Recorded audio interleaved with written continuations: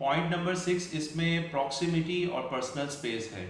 इसका मतलब ये होता है कि आप जब किसी से बात कर रहे होते हैं तो उसमें आपने जो डिस्टेंस है, आप यहाँ पे खड़े हैं और आपके सामने जो बंदा मौजूद है उसके दरमियान में डिस्टेंस कितना होना चाहिए। अच्छा, ये डिस्टेंस जो है वो आप की इमोशंस का इजहार करता है कि आप उस बंदे के लिए क्या वाइब्स रखते हैं, क्या आपकी फीलिंग्स हैं, और नेक्स्ट पर्सन आपसे थोड़ा स्पेस पे रहकर बात कर रहा है या आपसे बहुत ज़्यादा अपनी इमोशंस का इजहार कर रहा है। तो जो पर्सनल स्पेस होता है, जो बीच में डिस्टेंस होता है, 2 to 3 फीट भी हो सकता है, उसमें ज़्यादा भी हो सकता है, 4 to 5 फीट भी हो सकता है। तो ये मैटर करता है कि आपका रिलेशनशिप बिल्डिंग कैसा है नेक्स्ट पर्सन के साथ जिससे आप कम्युनिकेशन कर रहे हैं, जिससे आप बातचीत कर रहे हैं। तो हमें ख्याल रखना चाहिए कि जब हम अपनी कम्युनिकेशन को बना रहे हों तो उसमें इस चीज़ को मेक श्योर करें कि हमारा पर्सनल डिस्टेंस और जो स्पेस है बिटवीन कन्वर्सेशन डायलॉग के दरमियान, जो फिज़िकल स्पेस है वो इतना हो कि कंफर्टेबल हो। और कंफर्टेबल को बयान नहीं किया जा सकता, वो हम अपनी जो नॉन वर्बल मूव्स होते हैं हमारी बॉडी के, या हमारा जो फेशियल एक्सप्रेशंस होते हैं, चेहरे से हम अंदाज़ा लगा लेते हैं। तो ये जो बातें हैं जो मैंने छोटी सी आपसे की हैं, ये सारी जो बातें हैं नॉन वर्बल कम्युनिकेशन का पार्ट है। इसके बाद हम नेक्स्ट पॉइंट की बात करते हैं तो उसमें टच और फिज़िकल कांटेक्ट आ जाता है, जिसमें आप हैंडशेक करते हैं, जिसमें आप गले मिलते हैं, आप अपनी मोहब्बत का इजहार करते हैं, अपनी शफ़क़त का इजहार करते हैं। हर पर्सन से आपकी जो मीटअप होता है वो डिफरेंट होता है। तो कितना फ़िज़िकल डिस्टेंस आप रखते हैं, किस तरह से हैंडशेक होता है। एक रिसर्च है, साइकोलॉजिकल रिसर्च है ह्यूमन लाइफ के ऊपर, कि जब आप किसी से हैंडशेक करते हैं तो हैंडशेक करते वक्त आपको उस बंदे की पर्सनैलिटी का 70 to 80% आइडिया हो जाता है कि वो बंदा किस पर्सनैलिटी का है, उसकी वाइब्स कैसी हैं, उसका इमोशनल इंटैक्ट या रिलेशनशिप बिल्डिंग में वो कितना स्ट्रॉन्ग है। एक हैंडशेक बता देता है। प्रॉपर हैंडशेक करना, कुछ लोग आधे हाथ से सलाम करते हैं, कुछ लोग ऐसे सिर्फ टच करते हैं, कुछ लोग ऐसे करते हैं और कुछ लोग ऐसे हाथ मिलाते हैं। तो आपका ये जो फर्म हाथ मिलाना है, ये हाथ जो मैंने अभी देखा, आपने हाथ ऐसे आगे किया तो ऐसे हाथ मिलाया गया है, तो ये निशानदही करता है, ये बताता है कि जो बंदा है जो पहल कर रहा है सलाम में, वो जो है वो स्ट्रॉन्ग फीलिंग का जो है वो मालिक है, और जो बंदा उससे हैंडशेक कर रहा है, यानी कि दोनों का जो फिज़िकल कांटेक्ट है वो पर्सनैलिटी वाइज स्ट्रॉन्ग है। इस चीज़ का इसका साइन है ये। अगर कोई हैंडशेक करते वक्त आधा हाथ मिलाता है, इसका मतलब है कि कहीं ना कहीं लूप होल है, कहीं ना कहीं वो शेकी है अपनी पर्सनैलिटी को लेकर, अपने ट्रस्ट लेवल को लेकर, अपनी इंफॉर्मेशन को लेकर, अपनी स्किल्स को लेकर, अपने प्रपोज़ल को लेकर, कहीं ना कहीं वो शेकी है। तो ये कंफ्यूज पर्सन की निशानी होती है कि जो आधा हैंडशेक करते हैं और जो बिल्कुल यहाँ से टच करते हैं, बिल्कुल इस मोमेंट पे टच करते हैं और सलाम भी सही से नहीं करते। अस्सलाम वालेकुम, अस्सलाम वालेकुम, भाई उसका मीनिंग चेंज हो जाता है। तो अस्सलाम वालेकुम, और फिर ये जो आपका जो कांटेक्ट है ये भी बहुत जो है वो लो प्रोफाइल पर्सनालिटी की निशानी में आता है। तो हैंडशेक करते वक्त आपको अंदाज़ा हो जाता है कि किस पर्सनालिटी के बंदे से आपकी मुलाकात हो रही है। तो उसके बाद फिर मज़ीद कन्वर्सेशन स्टार्ट होती है, उसमें ग्रीटिंग होती है, उसमें डिफरेंट चीज़ें होती हैं। तो इसके बाद जब हम देखते हैं नेक्स्ट पॉइंट हमारे पास है वो आर्टिफैक्ट्स एंड अपीयरेंस है। आर्टिफैक्ट और अपीयरेंस को आप इस तरह से समझ सकते हैं कि आपका जो ड्रेसिंग कोड है, आपका जो ड्रेस कोड है, आपने जो पहना हुआ है लिबास, आपने शलवार कमीज़ भी पहनी हुई है तो वो इतना ग्रेसफुली आपने पहनी हुई हो कि नेक्स्ट पर्सन से जब आप मीट कर रहे हो तो कपड़ों की अहमियत नहीं होती, असल में इंसान की अहमियत होती है। इंसान वो हमारे एक बड़ों की एक मिसाल है कि सर सलामत तो कपड़े बहुत, जूते बहुत। तो इंसान जिंदा रहे, इंसान अच्छा हो, अच्छी बातचीत वाला हो, तो कपड़े भी बहुत हैं दुनिया में, बहुत आसाइशें भी बहुत है, सारी चीज़ें मिल जाती हैं इंसान मेहनत करता है तो अपीयरेंस जो है ना वो आपकी मैटर करती है। आपने कौन से कपड़े पहने हुए हैं, आपने कौन सी वॉच पहनी हुई है, आपने क्या एक्सेसरीज वेयर की हुई हैं, आपका लाइफस्टाइल कैसा है, आपने कौन सा मोबाइल यूज़ कर रहे हो, आपका जो ट्रांसपोर्टेशन व्हीकल है वो कैसा है, आप क्या खाते पीते हो, आप किन लोगों से मिलते हो, आपका लिविंग एरिया कहाँ का है, आपका लिविंग सिटी का कौन सा है। तो ये सारी जो चीज़ें होती हैं ये आपकी पर्सनैलिटी को शो करती हैं। ये आपकी अपीयरेंस जो है वो ग्रूमिंग जो है आपकी, आप अपने आप को कितना मेंटेन रखा हुआ है। अगर आपने क्लीन शेव आप करते हैं, अगर आपने शेव नहीं की हुई, तो इसका मतलब है कि आपकी ग्रूमिंग बिल्कुल आउट ऑफ ऑर्डर है और आप अपना ख्याल नहीं रखते। और जो लोग अपना ख्याल नहीं रख सकते वो आई थिंक दूसरों का ख्याल भी नहीं रख सकते। दूसरों से मोहब्बत करने के लिए ज़रूरी है कि पहले अपने आप से मोहब्बत की जाए। जो शख्स अपने आप से मोहब्बत नहीं करता वो दूसरों से कभी भी मोहब्बत नहीं कर सकता। तो ये सारी जो बातें मैंने आपसे की अभी तक, ये नॉन वर्बल कम्युनिकेशन का पार्ट है, ठीक है। तो अपीयरेंस जो है वो बहुत मैटर करती है। अल्लाह जन्नत नसीब करे, मेरे फादर कहा करते थे कि इंसान की जेब में जो है वो 1 रुपया भी मत हो, लेकिन उसके कपड़े अच्छे होने चाहिए, उसके जूते अच्छे होने चाहिए, क्योंकि दुनिया आपको आपके कपड़ों से पहचानती है। तो according to the situation, according to the condition, according to the event, आप अपने क्लॉथ्स को, अपने वेयरिंग को, अपने वार्डरोब को, अपनी सारी चीज़ों को प्लान करते हैं, right. And the next point is cultural differences. Cultural differences भी बहुत बड़ा पॉइंट है और इसमें बहुत सारी चीज़ें आ जाती हैं।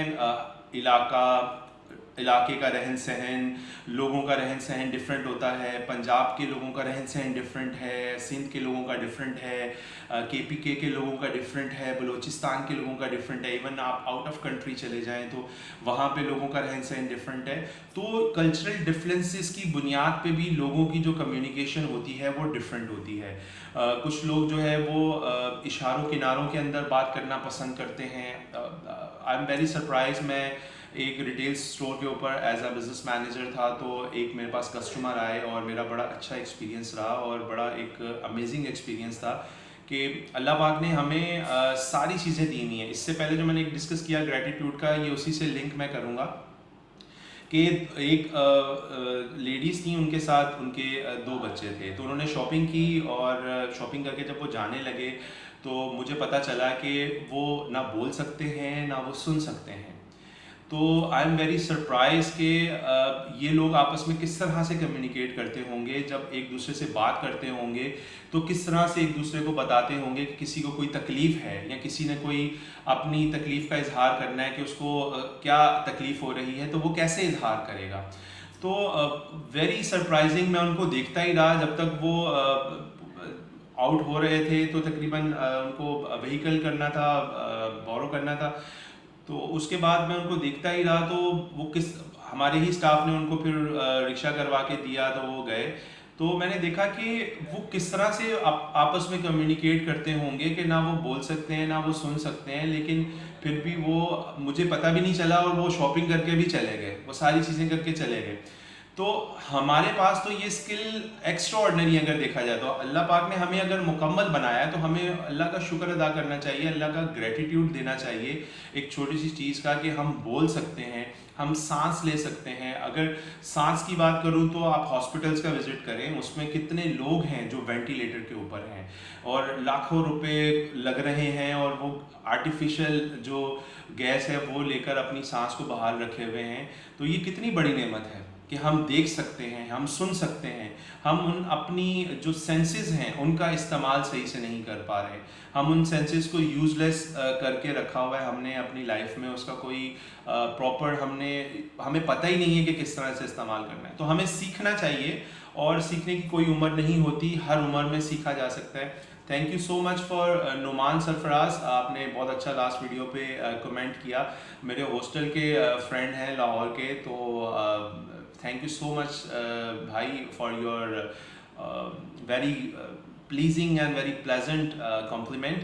इंशाल्लाह यू विल सी मी। और ये जो जितने भी मैं कम्युनिकेशन की वीडियोस में अपलोड कर रहा हूँ, ये उन लोगों के लिए काफ़ी हेल्पफुल साबित होंगी इंशाल्लाह, जो कहीं पे जाके प्रॉपर किसी कॉलेज यूनिवर्सिटी में पढ़ नहीं सकते, या उनके पास इतने रिसोर्सेज नहीं हैं। नॉट इवन शहरों के लिए, गांव देहात के लोगों के पास भी रिसोर्सेज बहुत कम होते हैं। तो वो इन वीडियोस से कुछ ना कुछ अपनी कम्युनिकेशन पे काम करके, एक हिंट ही काफ़ी होता है, एक लफ्ज़, एक जुमला हो सकता है किसी को मेरा अच्छा लगे और वो उसके लिए लाइफ चेंजिंग सेंटेंस हो जाए। तो इंशाल्लाह ये आप देखते रहें और इससे फ़ायदा भी हासिल करते रहें। आपकी अगर कोई सजेशन होगी, मोस्ट वेलकम। अगर आप कोई क्रिटिसाइज़ भी करेंगे तो मुझे बुरा नहीं लगेगा। You can comment on my any video कि अगर आपको कोई चीज़ अच्छी नहीं लग रही है या कोई चीज़ आप चाह रहे हैं कि इसको इम्प्रूव करना चाहिए, I am open to welcome any kind of comments.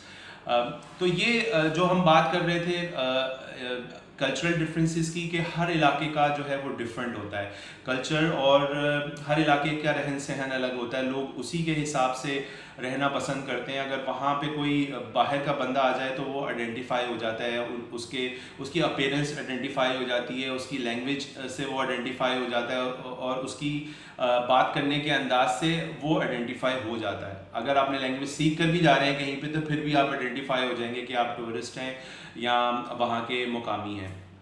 तो इसके बाद जो हम फैक्टर देखते हैं हमारे पास मौजूद है, वो इमोशनल इंटेलिजेंस है। इमोशनल इंटेलिजेंस को हम इस तरह से समझ सकते हैं कि पूरी जो कम्युनिकेशन है, हमारी जो पूरी लाइफ है, अगर हम देखें इसको, तो इसमें हर जगह इमोशनल इंटेलिजेंस का बहुत अहम रोल है। इसमें छोटे छोटे एक्सप्रेशंस हम देते हैं, कहीं पे बड़े एक्सप्रेशंस देते हैं, कहीं पे मीडियम टाइप ऑफ एक्सप्रेशंस होते हैं, कहीं पे लो वैकेंसी एक्सप्रेशंस होते हैं। हम अल्फाज को सुनते हैं, उसको एब्जॉर्व करते हैं, उसके बाद हमारा माइंड जो है कैलकुलेट करता है एक मैसेज को, और वो जनरेट करता है मैसेज, और ज़ुबान से हम फिर उसको बोलते हैं। तो ये जो है वो सारी जो बातें हुई हैं अभी तक, ये नॉन वर्बल कम्युनिकेशन का पार्ट है, और इसमें आप अगर कुछ ऐड करना चाहें तो कर सकते हैं। इसमें एक पॉइंट मैं और ऐड करना चाहूँगा, जो कि आपका कॉन्टेक्सचुअल कंसिडरेशन कहलाता है। कॉन्टेक्सचुअल कंसिडरेशन, इसका मतलब ये होता है कि आप किसी अगर इलाके में रहते हैं तो वहाँ पे जो सिचुएशंस हैं, वहाँ पे जो हालात हैं, वहाँ की जो पावर डायनेमिक्स है वो डिफरेंट होती है।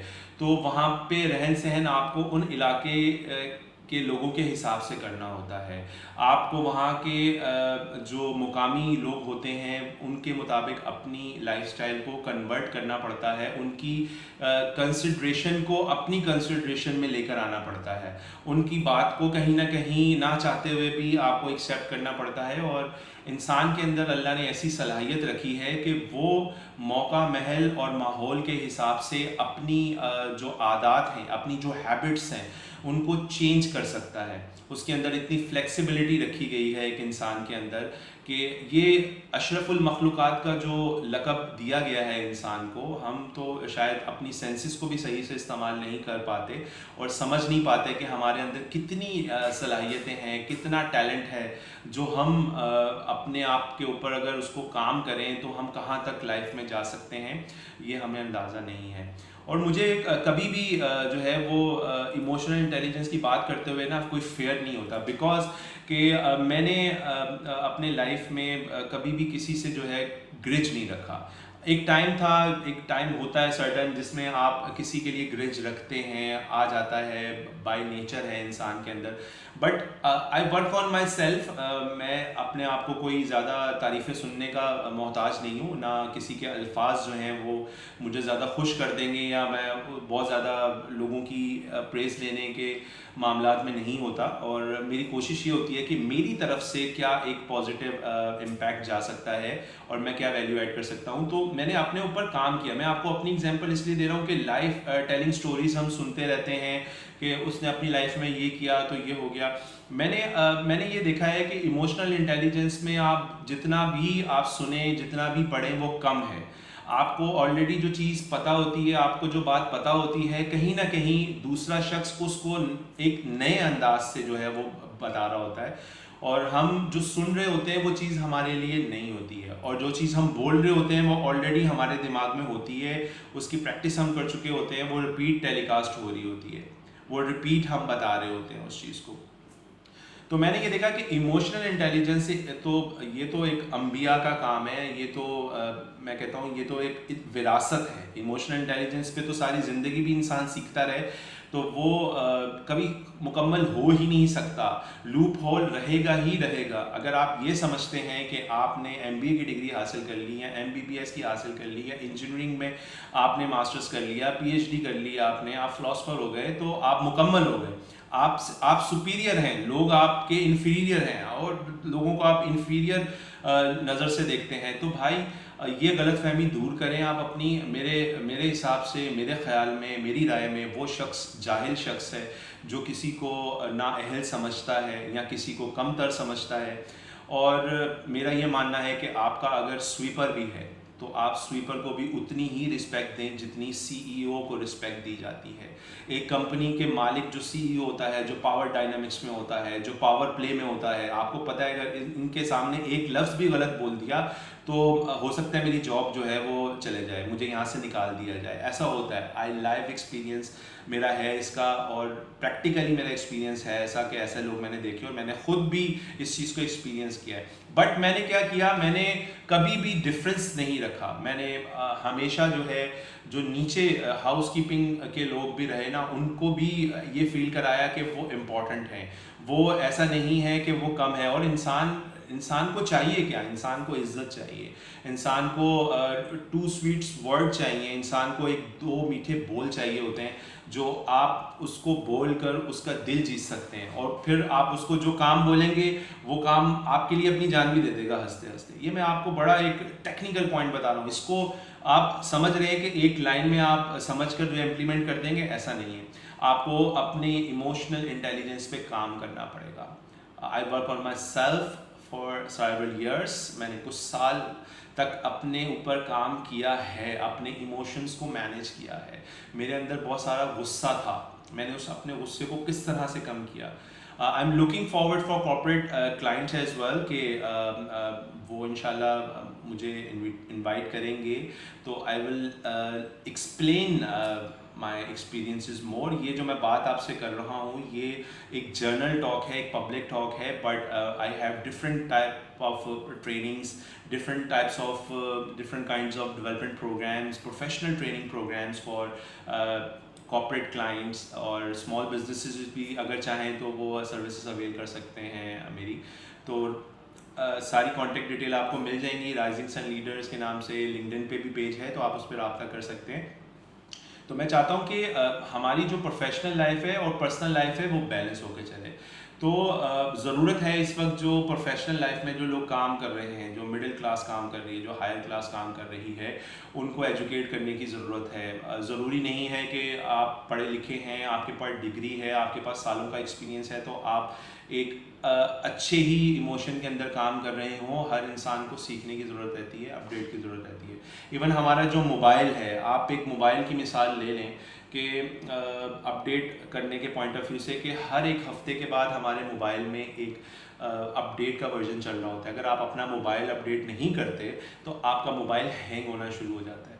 तो इंसान का सिस्टम भी ऐसे है, अगर आपने अपने आप को अपडेट नहीं किया वक्त के हिसाब से, मॉडर्न एज के चैलेंजेस के पॉइंट ऑफ व्यू से कि आपको कहाँ पे कंपटीशन मिलना है, कहाँ पे आपने जो है डीप एनालिसिस करना है, कहाँ पे आपने क्रिटिकल थिंकिंग से, कहाँ पे आपने अपनी इमोशनल इंटेलिजेंस को यूज़ करना है, कहाँ कम्युनिकेशन स्किल्स को यूज़ करना है, कहाँ टीम वर्क स्किल्स को यूज़ करना है, कहाँ आपने अपना ग्रोथ माइंडसेट यूज़ करना है, कहाँ आपने अपने नंबर गेम्स देना है। तो ये जितनी भी सारी चीज़ें, आर्टिफिशियल इंटेलिजेंस बूम के ऊपर जा रही है। पाकिस्तान में अभी आर्टिफिशियल इंटेलिजेंस का इतना बूम नहीं है, बट सारी चीज़ें जो है आप इंटरनेट यूज़ कर रहे हैं तो टेक्नोलॉजी का भरमार है, और इतनी ज़्यादा टेक्नोलॉजी हो गई है हमें ये समझ नहीं आता कि हमने क्या चूज़ करना है और क्या स्किप करना है। तो इस कंपटीशन के दौर में अपनी इमोशंस को मैनेज करना, क्योंकि इंसान जो है उसकी ज़िंदगी से इमोशंस लेस होते जा रहे हैं और जिसकी वजह से वो इंसान से ज़्यादा मशीन में कन्वर्ट होता जा रहा है, और मशीन ज़्यादा अच्छा परफॉर्म कर रही हैं क्योंकि उनके अंदर इंसान की खुसूसियात को जो है वो इंस्टॉल किया जा रहा है। तो एज अ ह्यूमन बीइंग हमें अगर कोई सलाम कर रहा है, आप कहीं पे रेस्टोरेंट में जाते हैं या आप किसी शॉप पे जाते हैं या आप किसी रिटेल स्टोर में या किसी भी जगह पे आपका विजिट होता है जहाँ पे आप शॉपिंग करने जाते हैं, बार्बर की दुकान पे जाते हैं या आप सब्जी वाले की दुकान पे जाते हैं, दूध वाली दुकान पे जाते हैं, तो आप को अगर कोई सलाम कर रहा है ना तो एटलीस्ट जवाब दें, आप वहाँ जाके सलाम करें। और सलाम करने से होता ये है कि आप की जो आप अपने अंदर एक इनर सेल्फ के अंदर जो एक कैपेसिटी के अंदर एक मैं बैठी हुई होती है ना कहीं दब जाती है। उसको हमेशा दबा के रखें, क्योंकि अपने आप को कभी भी, वो इंसान की नेचर है, वो समझते हैं मैं ही सब कुछ हूँ, मैंने ही किया ये, मैंने बनाया ये, मैंने घर बनाया, मैंने गाड़ी ली, मैंने ये कर दिया, मैंने वो कर दिया। तो मैं जो है ना वो बकरी करती है मैं बकरी करती है और बकरी आखिर में जो है ना ज़िबा हो जाती है। ठीक है, मैं बकरा भी करता है, शायद इस तरह की कोई है। मुझे ये थोड़ी सी चीज़ें कंफ्यूज करती हैं कभी कभी। तो मैं जो है वो बकरी करती है या बकरा करता है, दोनों ज़िबा हो जाते हैं। तो अगर हम देखें तो सबसे पहला जो हमें लेसन दिया जा रहा है वो यही है, औज़ुबिल्लाहि मिनश्शैतानिर्रजीम बिस्मिल्लाहिर्रहमानिर्रहीम, इय्याका नअबुदु व इय्याका नस्तईन, कि पहला जो मैसेज ये है कि हम तेरी इबादत करते हैं और तुझसे मदद मांगते हैं। तो अल्लाह पाक चाहते तो मैं का वर्ड भी इस्तेमाल कर सकते थे, क्योंकि नमाज हम अकेले पढ़ते हैं। तो अगर आप मैं इस्लामिक पॉइंट ऑफ व्यू से बात करूं तो मैं जो है वो अल्लाह कह रहा है सबसे पहले आप अपनी मैं ख़त्म करके आओ मेरे पास, फिर उसके बाद ज़ालिकल किताबु ला रैब फीह, कि ये वो किताब है जिसमें कोई शक नहीं है। फिर अल्लाह कहता है दूसरी जो शर्त लगाई है वो शक है, कि डाउट नहीं होना चाहिए तुम्हें, कि जो इस किताब के अंदर लिखा हुआ है उसके अंदर कोई डाउट ना हो, तुम्हारे अपने ऊपर कोई डाउट ना हो तुम्हें। मतलब एक नीयत का साफ होना, इससे अगर आपकी नीयत साफ है ना कि आपने लोगों के लिए कुछ अच्छा करना है, वैल्यू ऐड करनी है लोगों के लिए, कहीं ना कहीं अल्लाह पाक आपके लिए आसानियाँ पैदा कर देता है। और मैंने देखा है कि आप ज़िंदगी में लोगों के लिए आसानियाँ पैदा करें, यकीन करें मेरी बात का, कि मैं अपने पूरे ईमान के साथ ये बात कहता हूँ कि मेरे लिए अल्लाह पाक ने ऐसे रास्ते खोले, मुझे ऐसी ऐसी जगह से जो है वो कॉल्स आ गई कि मैं मेरे वहमो गुमान में भी नहीं था। लोगों के लिए मैंने हमेशा ये कोशिश की कि आसानियाँ पैदा करूँ। और सबसे बड़ा जो दुश्मन होता है ना, आपको बता दूँ आज वो कौन होता है। सबसे बड़ा दुश्मन आपका शागिर्द होता है। आपको किसी दुश्मन की ज़रूरत नहीं है, आपका शागिर्द ही आपका दुश्मन होता है, क्योंकि वो आपको चैलेंज करता है इंटेलेक्चुअल लेवल पे, एक्सपीरियंशियल लेवल पे। वो आपकी परफॉर्मेंस कैपेसिटी के ऊपर आपको चैलेंज करता है। सबसे बड़ा जो शैतान जो बना था वो मैं की बुनियाद पे बना था ना। जब बोला गया था कि आप सजदा करें आदम अलैहिस्सलाम को, तो उसने नहीं किया, उसने बोला मैं इससे बेहतर हूँ, तो फिर वो निकाल दिया गया वहाँ से। ठीक है, तो ये प्रोसेस है पूरा। मैं थोड़ा सा इसको रिलेट कर रहा हूँ, इस्लामिक ब्लेंड कर रहा हूँ इसके साथ, तो ज़रूरी है। तो जनाब ये सारी चीज़ें हैं, और अपडेट करते रहें अपने आप को। और वर्जन, इंसान वर्जन जो है वो गॉड गिफ्टेड है, अल्लाह का बनाया हुआ प्रोडक्ट है। और जब कोई मशीन ख़राब हो जाती है, as you very well know, आप बहुत सारे मॉडल मोबाइल फ़ोन यूज़ करते हैं, जब मोबाइल ख़राब हो जाता है किसी मॉडल का, वीवो मोबाइल है अगर, तो वो आप वीवो ही की कंपनी में लेकर जाएंगे, सैमसंग उसको सही नहीं करेगा। तो इसी तरह इंसान भी है, जब इसके अंदर कोई ख़राबी आ जाती है तो इसको रुजू मैन्युफैक्चरर की तरफ करना पड़ता है। तो अपने ऊपर काम करें, ये शॉर्ट प्रोसेस करना छोड़ दें, कोई शॉर्टकट नहीं होता लाइफ में। और अपनी लाइफ को इंजॉय करना सीखें, अपनी मेंटालिटी जो है वो क्लियर रखें, अपना विजन क्लियर रखें, लाइफ में कोई गोल बनाएं, छोटे छोटे गोल बनाएं। इसके ऊपर भी मैं इंशाल्लाह करूँगा कि गोल किस तरह बनाया जाता है, पैशन किस तरह से आता है, आप अपने काम को इंजॉय किस तरह करते हैं। ये सारी चीज़ें आगे इंशाल्लाह आएंगी। ये आउट ऑफ द कोर्स हैं, ये इंशाल्लाह मैं आपसे डिस्कस करूँगा अलग, इसके ऊपर सेशन होंगे। तो अपनी नीयत साफ़ हो तो मंजिल आसान है। ये एक सिंपल फार्मूला है कायनात का। कायनात की पूरी कॉस्मोलॉजी आपको रिस्पॉन्ड करती है जब आप एक सही क्लियर विजन के साथ आप खड़े हुए होते हैं। तो बस अल्लाह पाक यही देखता है कि ये बंदा कितना जो है वो कंसिस्टेंट है, कितना परसिस्टेंस है, कितना इसके अंदर जो है वो मुस्तकिल मिजाजी है, कितना ये स्टे कर सकता है, कितनी हिट ले सकता है। तो टाइम आता है हर चीज़ का। Wait for your clock, wait for your ticking clock, इंशाल्लाह will be your time will be कम।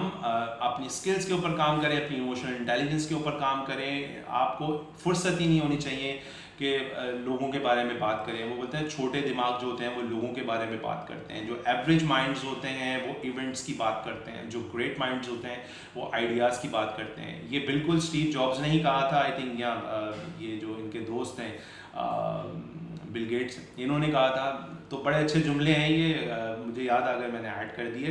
तो लोगों की बात मत करें, लोगों का काम है बात करना। कुछ लोगों को बात करने दें, उनका काम है। कुछ लोगों को इवेंट की बात करने दें, उनका काम ही इवेंट की बात करना है। तो ग्रेट माइंड जो है वो ग्रेट आइडियाज़ की बात करते हैं। देखें, आप अपनी कैपेसिटी के अंदर रहकर लोगों के लिए क्या ऐड कर सकते हैं। सिर्फ अपने बारे में सेल्फिश होकर मत सोचें, आप दूसरों के लिए आसानी पैदा करना सीखें, और दूसरों के लिए आसानी पैदा करेंगे तो आपके लिए भी ये कायनात की कॉस्मोलॉजी है वो आपके लिए खुद ब खुद रास्ते बनाना शुरू हो जाएगी। This is something like magnet, कि आप जो है वो एक कशिश के तहत जो है ना अपने आपके रास्ते बनते जाएंगे जब आप लोगों के लिए रास्ते बनाना शुरू कर देंगे। तो this is all about the non verbal communication. I hope कि मैंने इस टॉपिक को जस्टिफाई किया होगा। कोई भी गलती कोताही हुई है तो वो सारी मेरी है, और जो भी मैंने कुछ हक अदा किया है वो कल भी आपका था और आज भी आपका है और हमेशा आप ही का रहेगा इंशाअल्लाह। बहुत बहुत शुक्रिया, थैंक यू।